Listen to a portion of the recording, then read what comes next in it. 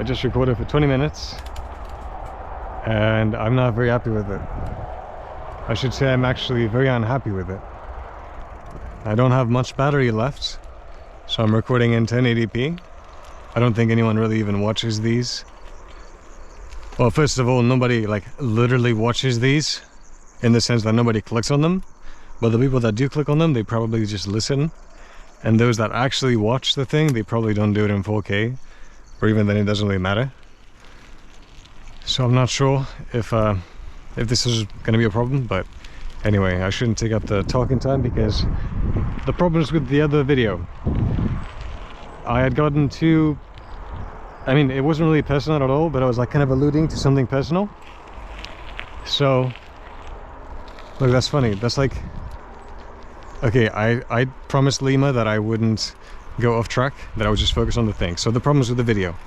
It felt like I was crying out for help. I don't like that. It shows weakness. I don't want to be weak. Second of all, it was 21 minutes long. I didn't have a timer. This one doesn't have a timer either. Oh, there's a guy over there. I'm just gonna stop talking for a bit.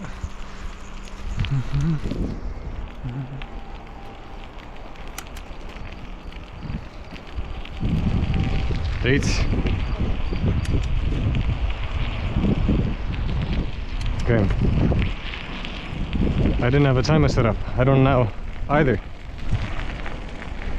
I don't know if I have enough battery left for 10 minutes.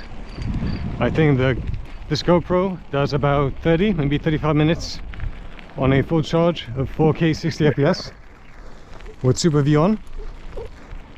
Considering that it was at about 86% when I left and that I did about 21 minutes, I think it should be able to do 10 minutes at 1080p. So we'll see. Now, what do we want to talk about? I think I'll just try and condense the same thing that I was talking about in the other video, but try and make it a bit less mopey. So I'll make it fast. Much to my own disappointment, I have been spending more time just scrolling mindlessly on Instagram. And when I say more time, I mean probably like 10 to 15 minutes on average every day, which I don't like because it used to just be 1 minute every day. So that's not very productive. And the posts that I get are usually stoic quotes and things like that. Not a huge fan of them, but some of them do kind of strike a bit true, and so I like them, and I suppose the algorithm picked up on that and just keeps recommending me them. And there's one that I saw twice, and the first time I thought it was kind of funny, and the second time I thought, let's reflect on it a little bit more. So the thing, it says, life is a tragedy for those that feel and a comedy for those that think.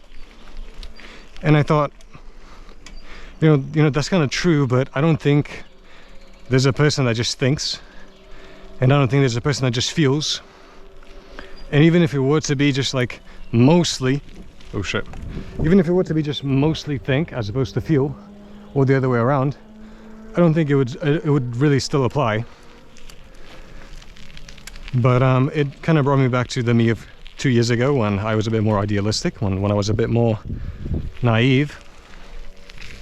And not naive in a bad way, naive in a sort of immature way, but also immature not in a bad way, in a sort of, in an innocent way, you know, because I hadn't gone through life, and I thought I really could just be a mindless robot that doesn't have to feel, that doesn't have to worry, that doesn't have to stress out, that doesn't have to love, that doesn't have to grow attached to something, that can just do its own thing. I could just be ruthless. If only I could just throw myself in harm's way enough times that I just sort of grow numb to things, it'd work out, surely, right? I used to think of it, and I used to describe it as an asymptotic, is that how you say it? Asymptotic goal, like a limit to infinity. So at first it grows exponentially, and then it kind of cuts off, and it continues to grow at an increasingly decreasing rate, if that makes sense.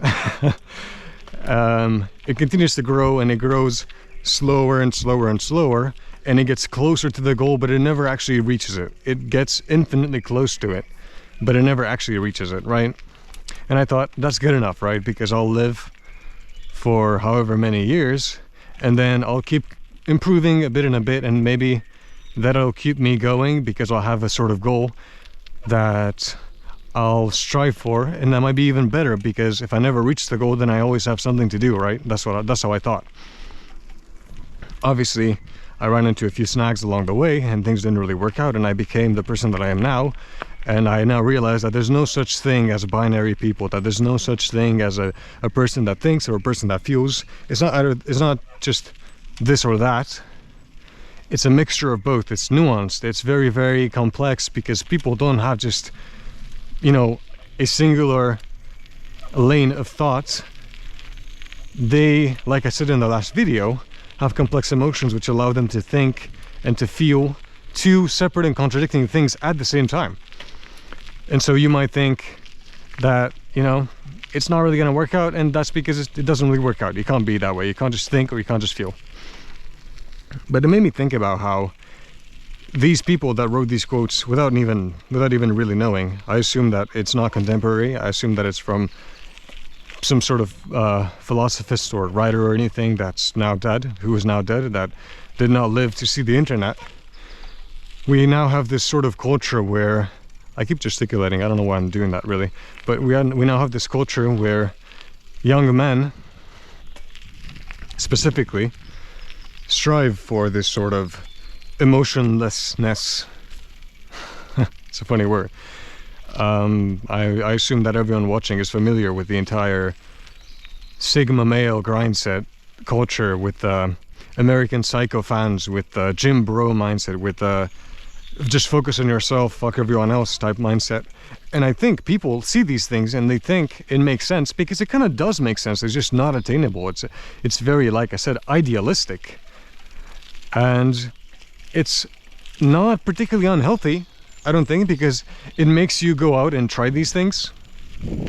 I mean, I guess it kind of makes you not try these things, actually. I shouldn't go too fast because the wind is going to make me inaudible. It pushes you to try and push other things away. Funny. And then you realize how you cannot really live without them, that you kind of need these things, and then eventually you'll try to stop yourself from doing something, but a part of you, a subconscious part of you, will want it so bad that it kind of like very sneakily lowers your guard little by little, and it's the proverbial frog being boiled and you don't realize.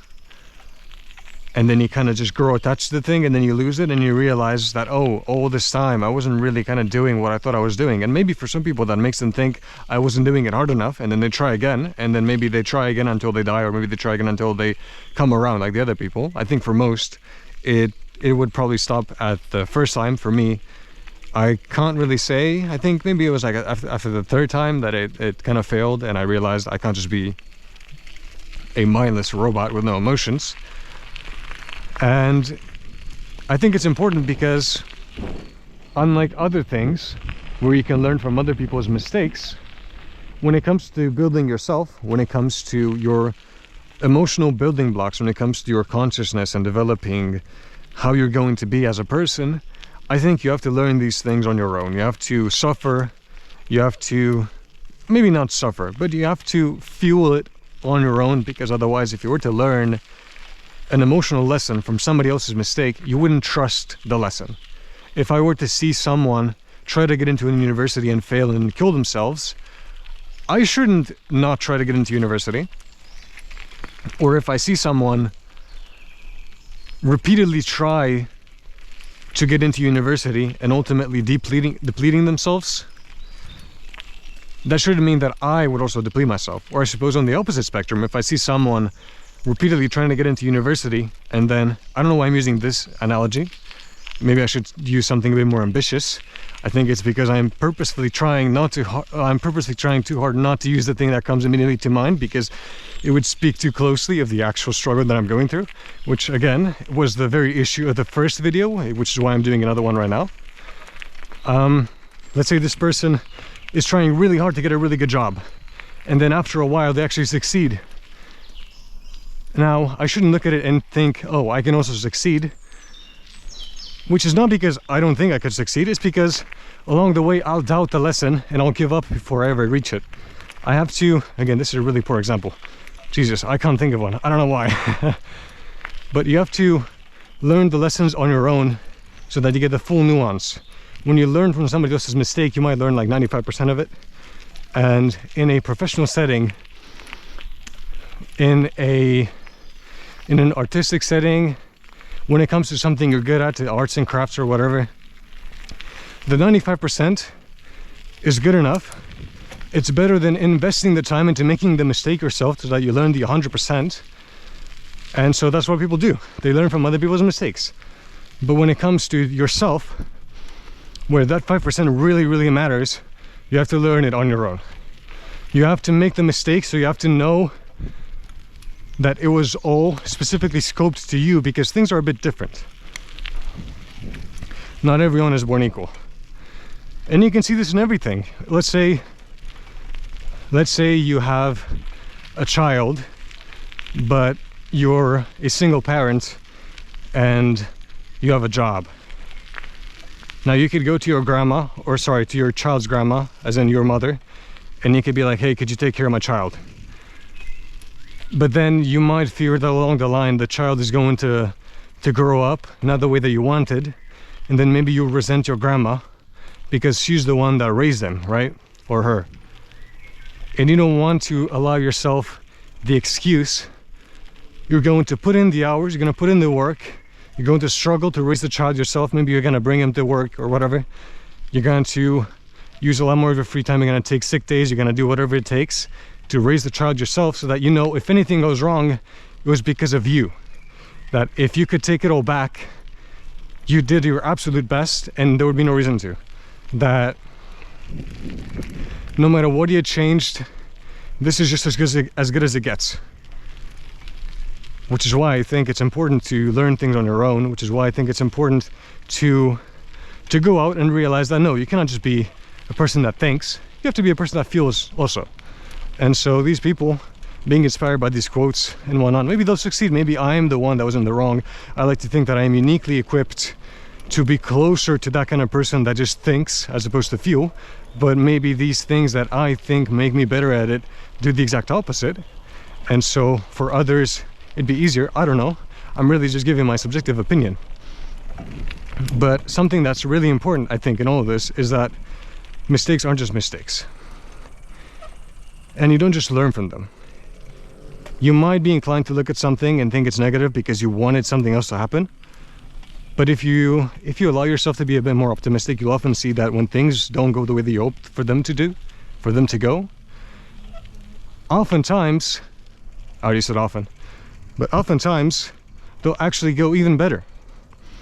I can only think of one single scenario in my entire life where I didn't get something that I wanted and it didn't ultimately lead to something even better. And even that one single scenario, it could be that it just hasn't happened yet, as in what is better that is going to happen hasn't happened yet. Or it's because I have this sort of emotional pride that a lot of people think, I think that a lot of people have, where you don't want to let go of something, particularly of a negative emotion. When you're angry, when you're sad, when you're feeling resentful, when you're feeling just negative in general. And logically you understand, as a person that thinks, you understand, oh, I don't have to feel this way, but you're gonna do it anyway. You're not gonna stop feeling that way. And so maybe it's this, maybe it's that I haven't gotten over it completely, despite the fact that the part of me that does think has found ways to cope with it, has found ways to look on the bright side, has found ways to show me how, if things had gone the way that I'd wanted, how things would have been worse now, how things that have happened now that are better wouldn't have happened then. And yet in my mind I think, no, I would trade all that I have now for the thing that I wanted to have happened.